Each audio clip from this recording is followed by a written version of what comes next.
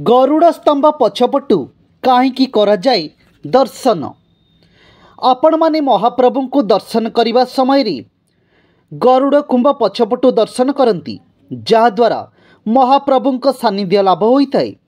तेबे आपण जानती कि कहीं पछपटू कराए दर्शन। आसतु जानिबा। आपण माने महाप्रभु को दर्शन करने समय गरुड़ स्तंभ पछपटू दर्शन करती जहाद्वारा महाप्रभु सानिध्य लाभ होता है। तेबे आपण जानती कि कहीं पछपटू कराए दर्शन।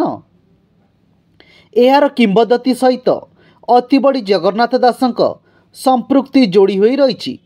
प्रतिदिन संध्यारे महाप्रभु श्री चैतन्य जगन्नाथ को दर्शन करने को चाहती।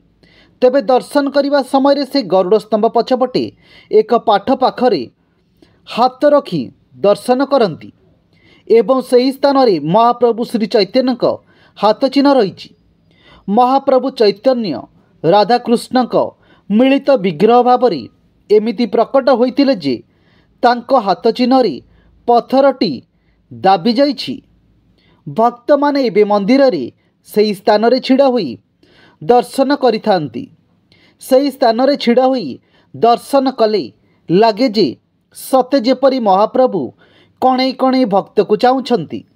जेतेबेले महाप्रभु श्री चैतन्य कणै चाहुथिले तांको पछरे आउ जणे दिव्य विभूति थिले, से हेले जगन्नाथ दास। महाप्रभु चैतन्य जेतेबेले निज मन भावना रे जगन्नाथंक पई फूल गुंथि माळ तैयारी करथिले सेतेबेले श्री चैतन्यक मन कथा जगन्नाथ दास जानी पारंती। तेणु एही गरुड़ पछपटू महाप्रभु को दर्शन करथिले।